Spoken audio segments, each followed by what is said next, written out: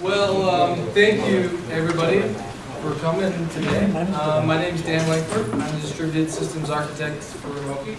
And I'm Kory Calmes. I'm the mobile architect. So today we want to talk to you guys about mobile app security, but I want to get a feel for what kind of audience we have here. Raise your hand if you're a mobile developer. Okay. If you're another developer, not specifically mobile, maybe back-end server-side. Okay, awesome.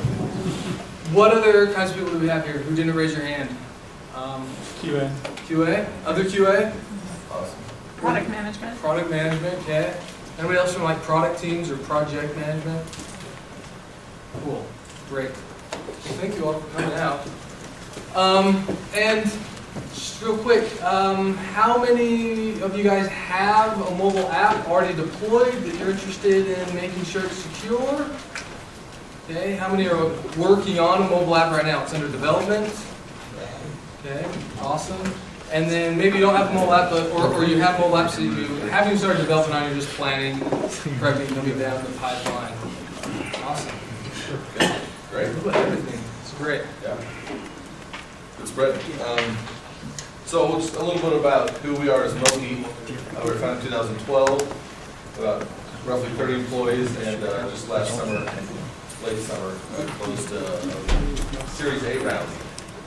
So that's been good. And apps have been our focus. We've definitely taken a stronger look at security lately.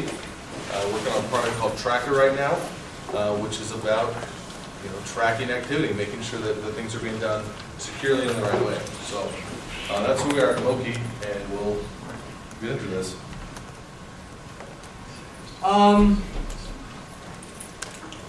As someone who's developing a mobile app, we think that we're special from other developers. We think that because we're writing a mobile app, we're inherently secure because of the way that the devices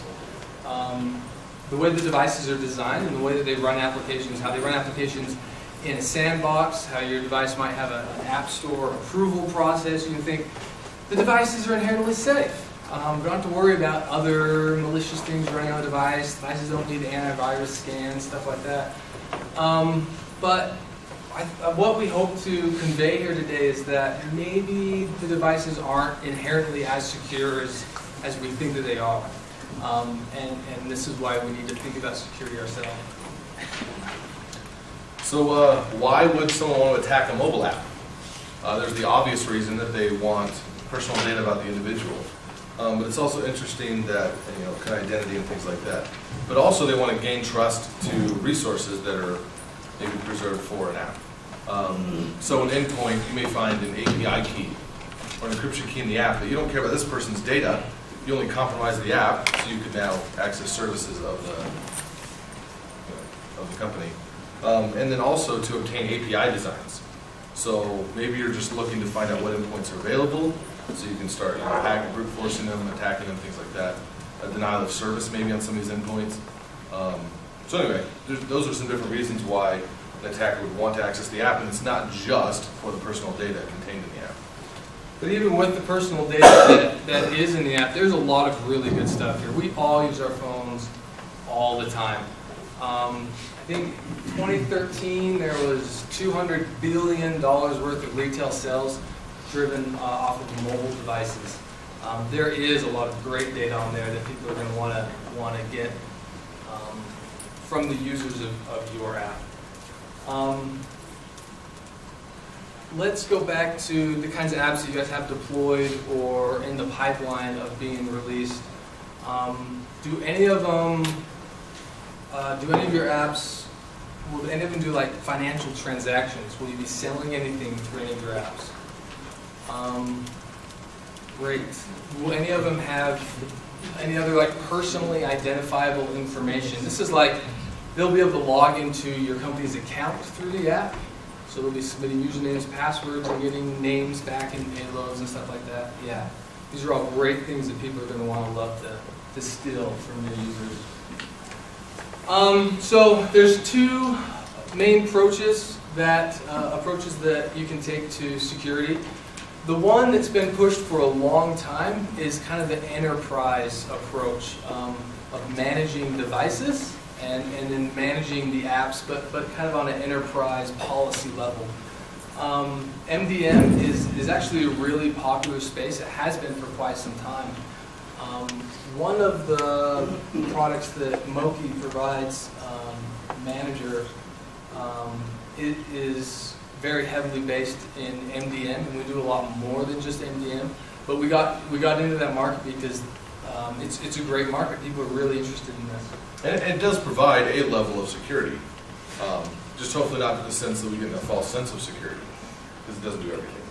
So through these enterprise management tools like MDM, to help you understand what you can do, Susan comes and starts working for your company. She already has an iPhone she's had for a couple of years. She loves it. It's got all of her apps on it. She wants to use it at work. Wants to access work email, work calendar. So what MDM does is allows you to enroll someone's own device into your company's management. And then you could push apps down to Susan's phone that maybe didn't even come through the App Store. You developed them in-house. You can give her access to some internal network things. You can also enforce a policy on the device. And this is actually really good security. You can say your device must have a PIN on it. And on iOS devices, if you're using a PIN, all the data at rest is encrypted for you. So it is a good way to provide some of the initial levels of security, but there's still some problems. Some problems with it. And then the second approach is app-specific security, where the developers of the application take specific care or diligence or effort to enforce their own level of security within the app. And this is really important, and this is what isn't being done enough in the industry, because we're trusting the device too much, and we're trusting maybe even the enterprise management a little too much, because those levels of security can be gotten through very, very, very easily. Yeah, so again, sometimes we get a false sense of security because of the app approval processes. But there's been a lot of things in the news lately, and I don't know if you guys remember the Starbucks thing a little while back. That an article, PR came out that a Starbucks user found their username and password in a log on the app, on the device, and that's pretty bad. Someone steals your device, plugs it into iTunes, there it is. So it's not good. And so there's some of those things that seemingly would be, it's not important, device management's being taken care of by the manufacturer. Not always the case. And so now we'll hopefully go against some of those ideas. The Jekyll apps. So has anyone heard this term, this kind of app? Okay, so it's a play on the Jekyll and Hyde idea. Some researchers were able to get an app through the app review process with iOS, and were able to actually manipulate the binary after it had been approved. There's some other services and different things in the app. So the app's behavior changed, and the static analysis wasn't able to detect that the app had the potential to change its behavior after review had been completed. And now that the goal here is that you're going to build your app, so it changes afterwards. But just to be aware that this is a possibility, and the apps you're using on the same device that your app may rely on, and how that could be an issue. So the Jekyll apps are all about. So this just helps remind us that there's a lot, there's so many other apps running on our users' devices, and they could be malicious. We could go through a lot to try to secure our own stuff, but we have to always be aware that there's other apps on the same device that are going to be trying to get into your app and access your users' data. So we talked a little bit about why people would want to attack a mobile app.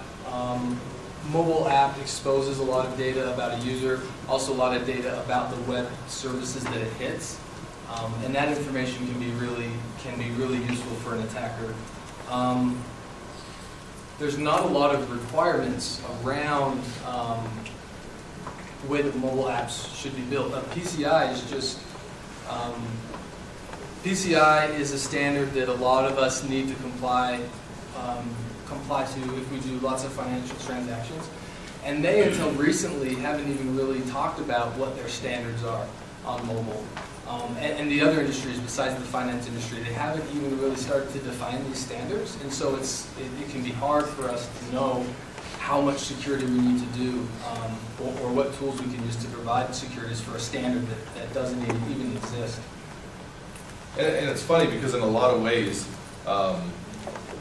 it's really identical to the web. It feels different. A lot of the developers are making native apps. You know, we have this code that gets kind of mushed up. You know, we get this binary, we export. No one can really look at the source code. But in a lot of ways, a lot of these vulnerabilities are the exact same ones that are available in the web. You know, we were joking earlier that we wouldn't want to put maybe an encryption key in our JavaScript, you know, and pipe it down to the user. So why would we necessarily do it on a mobile device? You know, there's talking about these, I guess, these vectors about other apps on the same devices. They're dealing with these issues. In the Android community, jailbreaking is really popular. iOS it is as well, but not to the same degree. But in both scenarios, you have an app running on a jailbroken device, all bets are off. And everything you thought you had, you may not have anymore. So that, you know, one of the biggest rules in mobile security is assuming the device is jailbroken and what you can do to maybe respond to that behavior. I got a quick question. Yeah, please. So that second bullet, I think there's been quite a bit of PCI DSS direction for the web. So I'm not sure what. There's web lack of means there. defined requirements For like mobile. PCI DSS is on mobile. Sure. Mobile, but There not has for been web. for the web, so it might be worded bad. I'm sorry. I Yeah, probably did a this. lack of Because there's been a a lot lack of of stuff requirements for mobile, like like there the web already has. is on the web. Oh, okay. Yeah, sorry about that. But that perhaps we should be acting like those requirements apply the same way. We really should. So like, when you make an Android app, you get a .apk. When you make an iOS app, you get an IPA, iPhone app. Yeah, those are just zip files. Change the extension to zip, and then double click them in your OS, and open them up. And you can see everything. You know, they're not super encrypted. They're, you know, we think they are because in the Android process you have to sign it. All that does is it signs the binary, it doesn't encrypt it. It doesn't protect it. You can just open them up. There's free and open source tools on the Android side for, what's it called, de-dexing. Taking the dex files and turning them into Java class files, and you can decompile them from there and turn them into Java files really easily. They can just see your source code and all the resources that you've bundled in. The same tools are available for iOS. So don't think just because you have a native app and just because you compiled it and you've got an artifact that's a binary, that it's inherently secure at all. The Android pattern is to have all your strings in a strings.xml file. That pops out really easily when you just change that to a zip and open up the artifact. You can see the strings.xml file and just in plain text all the API endpoints. If you stored usernames or passwords or API keys or anything in there, it's all just really easy to see. So we need to start thinking about our mobile apps more like web apps, more like HTML and JavaScript that you send when people hit your website. You wouldn't send username and passwords in that. You maybe send a session ID that expires, but you wouldn't just send all that stuff down. So we need to be careful not to send that stuff down in our native apps. It's not as protected as we think. Yeah, and even just this idea of how you said you can turn a Java app back into Java files, fairly, Android app. an Android app, sorry, pretty reasonably. On iOS it's a little different, but the same kind of rules apply. We had a client who we were kind of looking at their app, we were helping them identify maybe some security risks, and we were using a tool like this, and our enhanced security guy found a view called backdoor view. So it was named pretty clear. Hey, you can bypass all our security if you just open this view. I'm sure it was just used for QA or something, so they could automate things without having to log in. And yeah, that's exactly what it was for. It's for QA. And anyway, he was able to do some more digging, look at some more files. He figured out how to get that backdoor to activate, and could wreak some havoc. Didn't, but he could have. So anyway, it's kind of We're interesting. aware of. Yeah, he didn't tell us if he did. So anyway, the idea here is you want to protect from threats outside and inside the app. So we've gone over that pretty much, talking about other apps on the device. And then obviously a stolen device and who might try to access the information that was on the app. But then also internal threats as well. So what would an internal threat be? Well, a pretty obvious one would be third-party SDKs. Hopefully you're all wise enough to leverage third-party SDKs and not try to rewrite everything, but at the same time, it leaves an incredibly large attack vector because most of us don't look at all the source code in our third-party libraries. That's why we got them, so we can move forward. And that's even suggesting that we should, but we should be aware of what things we might want to look for inside a third-party SDK. Yeah, speaking of third-party SDKs, it would be really easy for a third-party SDK to mess with some stuff. So, New Relic, I don't want to suggest that New Relic is at all doing anything bad, but their Android SDK lets you see all the network endpoints that were hit by your SDK and the return statuses and payload size and everything like that, and reports them up to New Relic so you can see a great summary. To do that, basically they just rewrote all of the Apache HTTP client libraries, and they used the exact same class names and package identifiers and the method signatures. And they were loaded, of course, after the native Apache ones were in the class loading process, so they essentially overwrote the classes. And then so when your Android app using New Relic SDK just makes a network call using Apache stuff, it's actually going through their stuff first. So they can log all the data, and you get lots of great data. But if they want to be malicious, or another SDK want to be malicious, they could do the same thing and be siphoning out all the data that's going through your Apaches. Yeah, through your endpoints. All the data to and from, they could be siphoning it out, storing it locally, hitting it, pushing it out to another endpoint or something like that. Yeah. So that's the example, at least in Android, of how any SDK could do that. And it's not scary that New Relic does it, but it's scary that New Relic can do it. Which means anyone can do it, which is kind of unsettling. So we talked earlier how you try to assume that the device is compromised, is rooted or jailbroken from when you take a security point of view.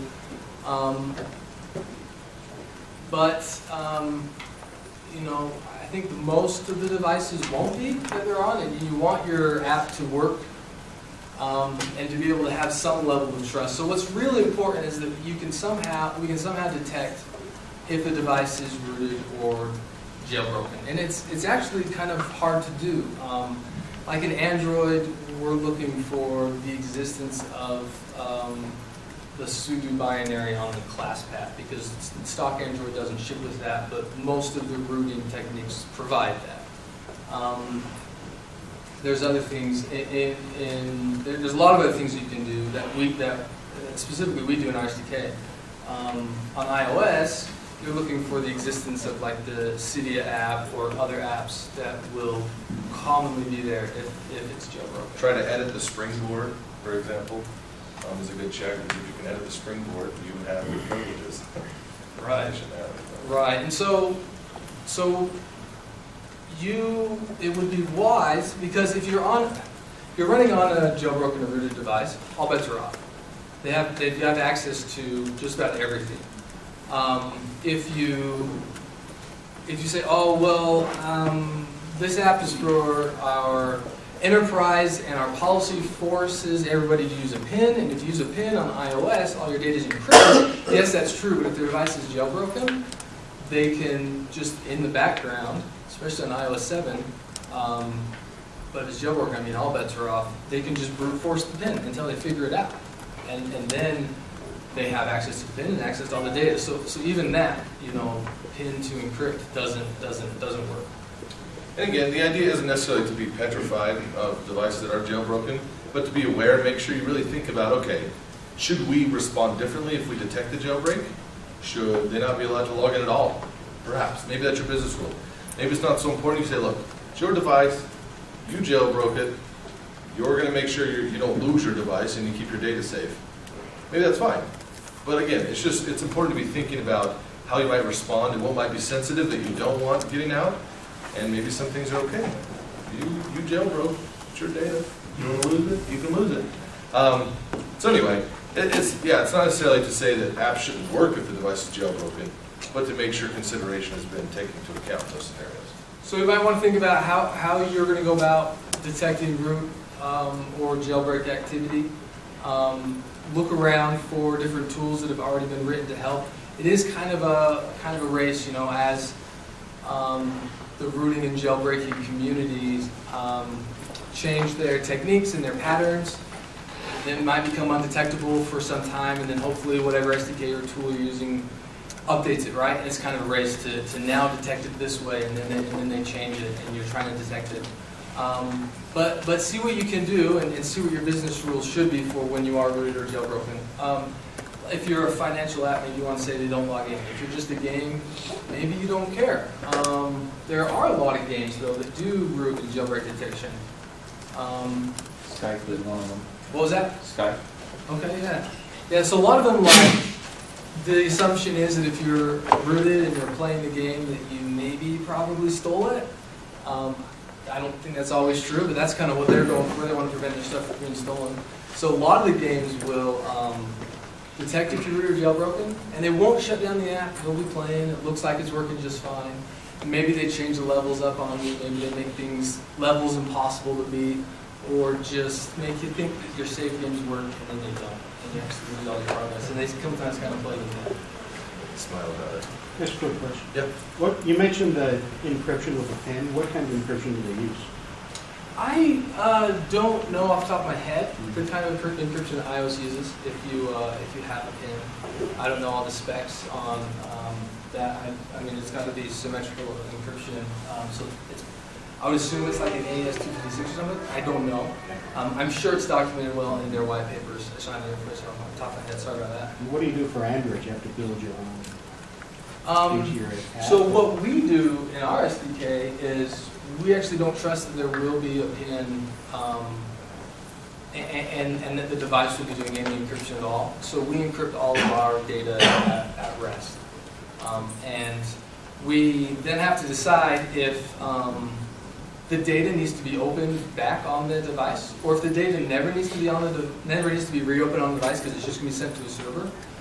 If it's just going to be sent to a server, we use public-private key encryption. So even if our application is pulled apart, great, they have access to our public key. You could have asked us for it, we give it to you. They can't read the data. If you do need to do symmetrical encryption, where the data needs to be reopened, decrypted on the device, try to use a key that's not just baked as a constant in a string in a file somewhere, or an XML file. Preferably some data that the user has. Maybe it's their password that is in their mind that they're entering in. You could use that as your symmetrical encryption key. So this was interesting. That's exactly what iOS is doing. When you have a PIN number on your phone, it generates a key from your unique information to encrypt with. So the key is not stored on the device. Lose the device, you plug it in, nothing can happen. Apple doesn't even know what it is. The device doesn't know what it is. You know what it is. And by typing in your PIN, that's what it uses as an encryption key, which a lot of times can be the scenario used. I'm using symmetrical encryption. I need to decrypt and read on the device. I can't do a one-way encryption, but I'm going to use some data. I'm going to ask for the user. I'm going to ask the user for some data and a passphrase or something like that. I'm going to use that in the encryption process. So even if it's rooted, someone steals it, it's jailbroken, whatever, sorry, it's all locked down. Can't read it. If you don't want to have a PIN and a password on your app, other things that you could do is like find a unique identifier that the server will only send down to the device once a successful login has happened. So it's still not baked into the app and it's unique per user. And that helps still silo the data a little bit. You still have issues, make sure you're using SSL and stuff like that, and so that payload isn't intercepting that key found. And something else to note for Android, iOS has a keychain where they recommend you store encryption keys and things like that. Android has a recommended spot as well. And some of the newer phones, something Samsung's doing with their devices, is adding a special ROM on the chip where it stores that type of information. And the second that the hardware detects a jailbreak, it burns the ROM, kills it. So it's kind of neat that they're starting to take precautions on the hardware level to protect encryption keys and things like that created by apps. So even as a developer, if you jailbreak your device, you can't use your key ROM. Right. And on Android, that would be burned and you can't get it back. You'd have to get a new device. So I think it's just Samsung's doing that hardware it's just stuff Samsung right now. Yeah. but it's definitely something that's it's a great idea. You taking turns? I don't know. I don't either, forgot. Go ahead. Yeah. So we have talked earlier about MDM or ways that enterprises are managing devices and to increase the security. There's been a lot of attack on the MDM solutions. And the things that we've seen come out in the community are that the ways that through MDM you can detect root and jailbreak, they aren't reliable anymore. Let's see. Yeah, in fact, Apple, through their MDM, used to provide a jailbreak check that they put in the SDK, and they've since pulled it out, just back to what Dan was saying about arms race. That it was exposed, it was kind of, everyone knew about it, so it was easier to break. So they've removed that check.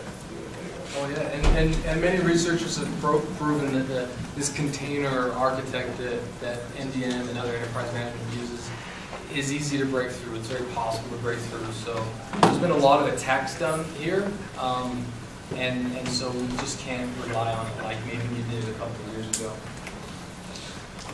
So possible mitigation techniques, so things you can do to avoid some of these problems, is to continue to test privilege escalation. So the idea here is maybe you have a jailbreak check, maybe it's testing, you have privileges you shouldn't have. Not just check it once. The app loaded, let me check that. Oh, I'm good? Okay, I'm safe. I can operate as though I'm safe the rest of the time. No.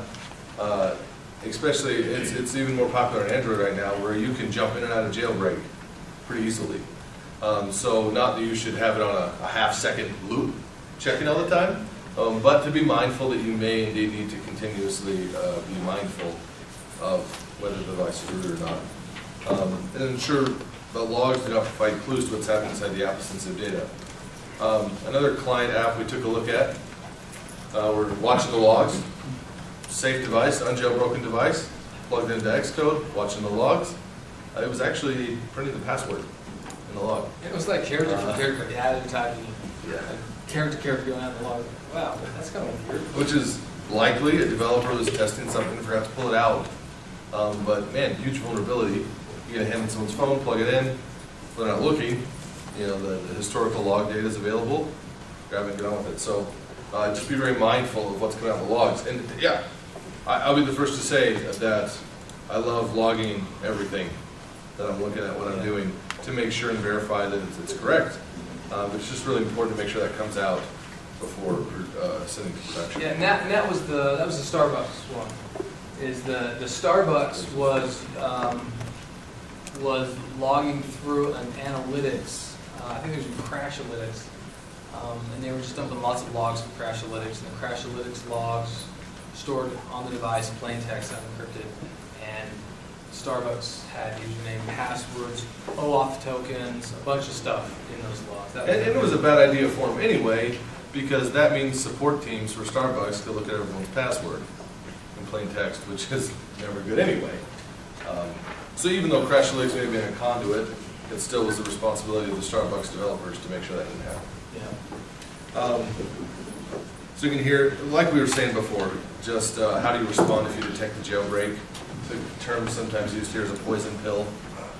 Perhaps you log the user out and lock the login screen and wipe any unencrypted data and say, oh, again, depending on your business rules. Other people may choose to poison the data a little bit if they detect a root or a jailbreak.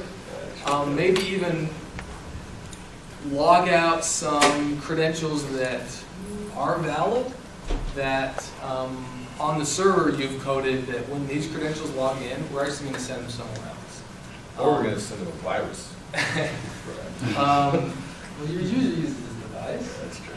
Well, but then, so some people choose to see if they can trick somebody who might be taking this data into making a bad move, going to an API that actually is never hit by the app, using credentials that actually aren't the right credentials, and then they can use that to identify, on their back end, through their firewalls and stuff, which devices look like they might be compromised, and there might be some odd activity on them.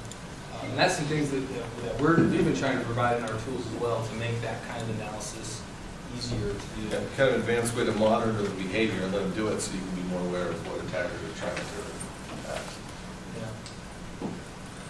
Let's see, other attack vectors, man-in-the-middle attacks. This is one that I've actually seen a lot. Web servers are so cool these days. Most of them, I know Java, Tomcat, Nginx, and Apache have some really easy configs for auto-upgrading the SSL. So you just turn SSL on, and then you say, hey, if there's ever a port 80 request, just forward them to the 443, auto-upgrade. But the problem lies in which your mobile team starts hitting your API, and they start hitting endpoints. Everything's working, and you're looking at the logs, and you see all this SSL traffic. That's great. We're safe. Everything's encrypted over the wire. When come to find out, the developers are actually hitting port 80, and the server's auto-upgrading that connection, and the device's network libraries is auto-following the forward rule to the SSL. So the first time every request is made, it's made unencrypted, and then it gets a 301 or a 302, and it goes back encrypted. But you look at the logs, everything kind of looks good because a lot of stuff's done under the scenes. But all of the payloads being sent are actually sent once unencrypted. So yeah, that's one thing to look at. So man-in-the-middle attacks are really easy there. The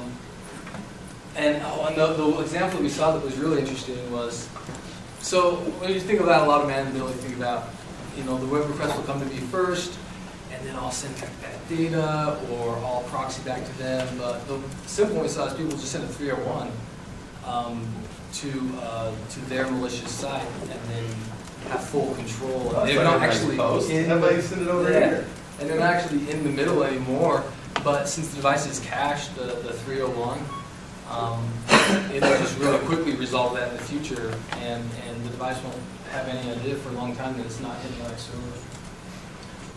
We talked a little bit about compromised libraries or app components. We talked about like how New Relic monitors your network traffic. And iOS, what about swizzling? Hey. Okay, I thought it was Swizzling first. Okay. Where did we? Okay, thought we might have called out Swizzling later. Anyway, so method swizzling. This is New Relic's technique on iOS, and it's something you see frequently. So it's method switching, and I don't know exactly the origin of the name swizzle, but somehow that's short for method switching. So for example, you can override, if you did load, if you did appear, and say, hey, when anything in the app calls this method, I want you to call my version instead, then I'm going to call theirs. So it's kind of like swapping it out, then you swap it back when you're done, and you can really take a look at a lot of different things. So say someone's using AF networking, and I'm an attacker. So I decide I'm going to do some method swizzling. I'm going to offer some buttons, some awesome UI buttons. Well, there's a lot of them out there, a lot of these little libraries. Yeah, sure like these buttons. I'll just throw this in They're CocoaPods. sexy buttons, man. Okay, so I make a button library that everyone's going to love. I even write some code for them. Okay, and then I go ahead and I method swizzle a host path call in AF networking, and I can grab the whole thing and send it to my server, and then send it along to theirs. There will be no indication at all to the developer that something's gone amiss. It's kind of scary. And this is, without any jailbreak at all. This is a pretty common technique. Anyway, we're using it right now to help detect, just kind of follow a trail in an app, so we can help developers see which views are loaded in which order automatically, which is pretty cool. So it can be used in a nice way. But it's kind of scary. Yeah, swizzling is not bad, and Java method overload is not bad. They're oftentimes very useful in development, but they can be used in a bad way. And so you may be saying, okay, well then what the heck do I do if I can't detect it? Write your own buttons. Yeah, write your own buttons. No, do something, some sort of a web proxy, some sort of monitoring of outgoing traffic from your app, and you can take a look if, hey, I don't know what that URL is. Why is data being sent to that URL? Those can be some kind of indication. Watching the traffic as it leaves the device. Yeah, so as developers, and it's a good thing to do in the QA process as well. So look at all the server logs, look at network logs for your local network to see what other calls your device is making while your app is open. And then plug your devices into your Xcode in your Android development studio and just watch all the logs. Just look for something that's out of place, that's a little fishy. That's a good place to start to see if you maybe have some compromised components or whatever. WebKit exploits. If you're building a HTML, JavaScript, and CSS app and you're bundling it in a native container, that's really popular. In fact, I think I saw quite a few talks on the schedule for that kind of stuff. It can make work really convenient. Make sure the libraries that you're using does not have its own version of WebKit statically compiled into the library that it's using. Both the Android and the iOS teams do a lot of work to make sure that the version of WebKit that ships on the phone is as secure as possible. And if there are vulnerabilities found, then they can patch them and you can get an update, unless you're on Android. Hopefully you get an update if you're on Android. But you can hopefully get an update to the OS to patch that. Well, if your library is using statically compiled in WebKit that may not have been tested for all of these vulnerabilities, then you could be subject to a lot of harms. We learned about fuzzing, how these apps will, or the process the attackers do is they do lots of just random stuff on a WebKit frame. They rotate the device and push buttons and rotate it again and shake the device and then change its location and rotate it, and just all this random stuff until they can get the WebKit to crash and do a memory dump, and then from there they're able to get pointers to memory location and start executing malicious code. Google and Apple do that kind of fuzz testing against their WebKit. If you don't want to use a statically compiled WebKit that hasn't done that kind of testing. That kind of testing is very specific to mobile devices, right? I mean, if they're using a static version of WebKit that's kind of made for desktop, they haven't done the rotate, shake, tap, touch, swipe, rotate, fuzz testing. So. Sure. Yeah, this exploit app, authentication and encryption, we've touched on that a lot. So, WhatsApp was in the news for their encryption. That was a big fail. They were encrypting all the pictures. Awesome. Problem was, they hard-coded the encryption key into the app and used the same encryption key on every single install. So as soon as one person was able to gain access to that encryption key, every WhatsApp picture essentially was unencryptable. So again, you want to choose the right key is kind of the first step there. A lot of times we talked about before, maybe a key that you don't even store on the device at all. You rely on the user's head to give you a password to do encryption and decryption, and then keep that key in memory as they're using the app. Maybe as soon as they close it, you ask for that passphrase again each time. Okay, that's not a good user experience, but that is probably the most secure. Your next option is to generate maybe a random key or something based on a user ID and assault, and store that in a keychain. That's going to give you security as long as the device isn't jailbroken. And in that case, even if that key is compromised, it can't be used on other people's devices, just that one device data is compromised. Yeah, that's where WhatsApp kind of blundered. Yeah, they literally just changed the extension to .zip, opened it up, found the key, and you could go to any other device and decrypt all the data that WhatsApp is. Different users. And I think they knew about that, but they waited until they had $16 billion to tell it. Not our problem, Facebook. Anyway, so another layer you might decide, look, I'm going to grab data about this user, maybe it's location data. That's probably a very popular thing. Maybe it's different searches a user's done, and maybe you don't need to consume those on the device. Maybe you never need to read that data on the device again, but you want it on your server, you're going to do some processing with it, do some analytics, help the user indicate some things, or look at the big picture. Okay, that's the great scenario for one-way encryption. To use what we do. Actually, we've actually got a set of classes for AES and RSA encryption done the right way. That it's in the QA process right now. We're going to be able to open source that and just say, hey, developer, here's the right way to do this encryption, because it can be done the wrong way in case of WhatsApp and things like that. Anyway, so what you do is you generate a random AES key. You encrypt the data using AES, and then you would RSA encrypt the passphrase.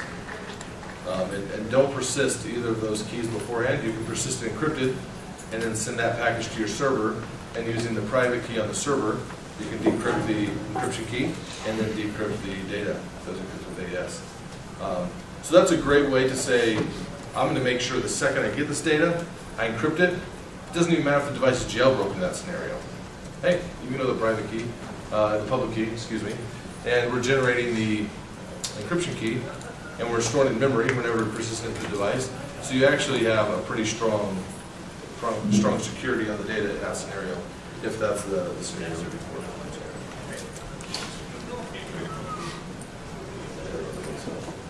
We talked a lot about man in the middle, talked about making sure you really are using HTTPS, you're not being upgraded to HTTPS, and that you're using good authentication patterns that you would use on client-side JavaScript. Don't store passwords on device, don't bake in username and passwords, do some token-based auth. Auth 2 is very popular.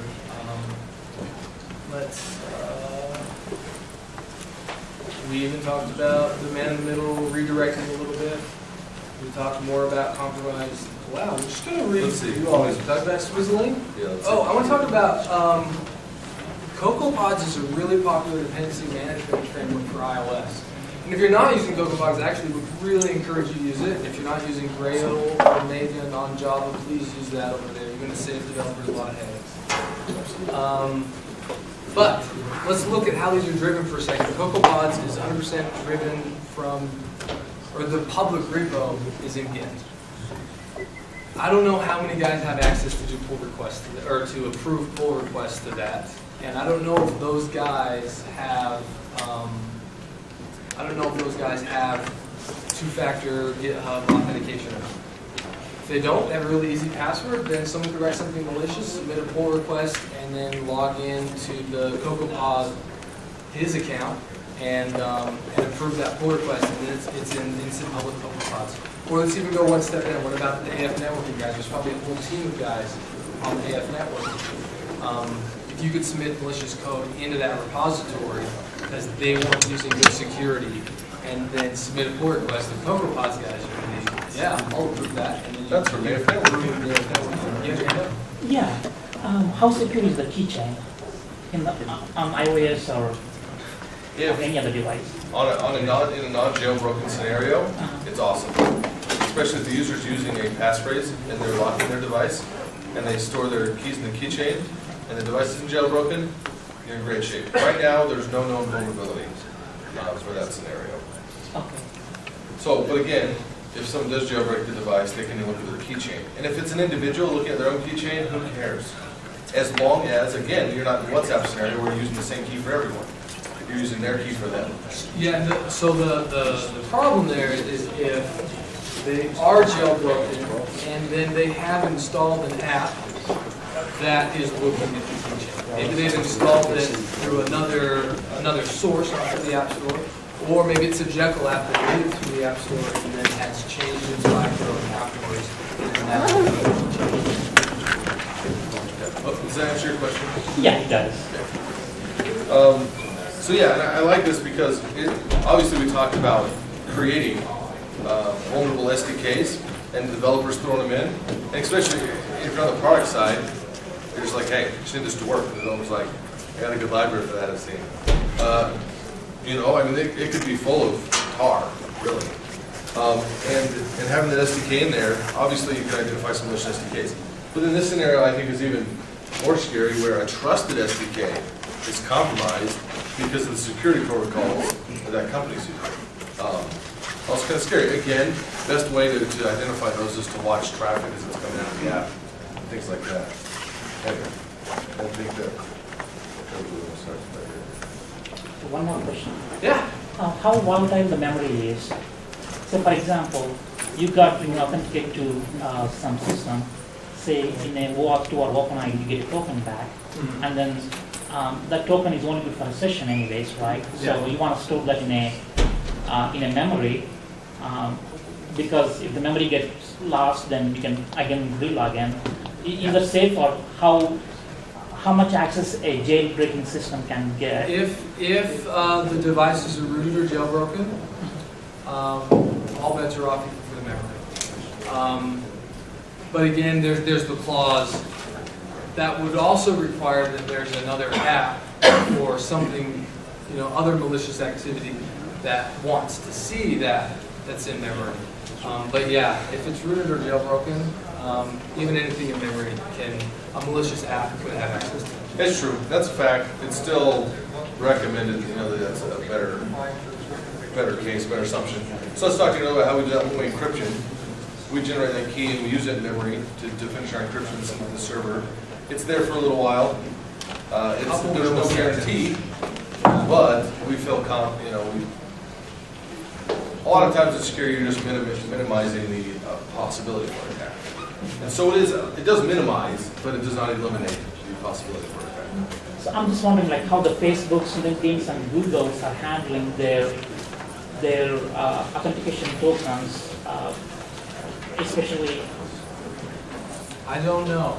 Yeah. I don't know And how a lot of they are. times, sometimes that can come back to the decision on the business side to say, you know what, if they've done things to their device that allow their own credentials to get hacked, then they're going to get a weird post and they're going to have to change their password. But at least we're going to make sure that doesn't gain access to other Facebook resources. Yeah. There's so earlier I talked about how we can't trust the native app that because it's a compiled binary, it's inherently secure, and we need to treat it more like a web page, like we wouldn't send some sensitive data down in JavaScript payloads. But we almost need to take a step further and be like, this is worse than that. This is worse than a web environment like that, in that when you visit a web page, other web pages that you frequent don't have access to the memory of this web page right now. So it's even worse on a mobile device, where other apps that can run in the background can have access to memory in this. So again, we kind of went over this, just reviewing the app components, make sure your SDKs aren't piping malicious data outside of your app, the network resources they're using, and if you have data that needs to be protected, make sure you are taking a closer look at that data, and not just the methods that generate it, but as they are stored on the device and as they come out of the device. A good practice is to have another developer who isn't working on a project sit and look at the logs that are coming out and being like, whoa, is that a password? That's kind of weird. Or to take the APK or IPA and to tear it open and just look through stuff and be like, API key, what? And just start to pose questions, right, to the team. Because lots of times if you're the developer and you're working on it and you've made all these decisions, you know what's going on, it's easy to be like, oh no, I got it covered. It's good to have an outside developer, another pair of eyes, to start questioning the security decisions that you make. So again, we went over these WebKit exploits about fuzzing, and apparently there's a competition every year. On to own. On to own. And usually the winners utilize WebKit vulnerabilities. It's just a fun contest where they have a brand new device, and if you can hack it, you can have it. And usually that's done with WebKit exploits. So that's great. Are we supposed to go till 12:15 or 12:30? 20. 12:20. Yeah. Good. So, real fun story and wrap up. Go ahead. So I had a question like, assume that I have one app where I'm entering my credit card information, and assume like it's a jailbroken device. So if I download like some other game app or something, and if they will like the game app can access the information which is in the other app. It could, if it was a malicious game. Potentially. Yeah. There's the opportunity that it could.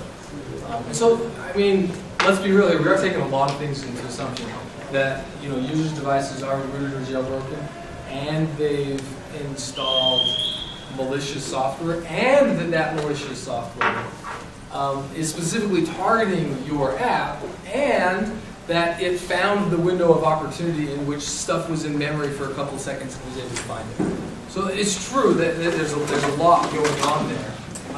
And the security, it's all about minimizing that opportunity as much as possible. You're going to make your own business decisions for your specific apps as to how far you want to go to try to protect that. Anyway, I guess that wraps things up. Thanks for coming. If you have any questions, we'll be able to answer some of them.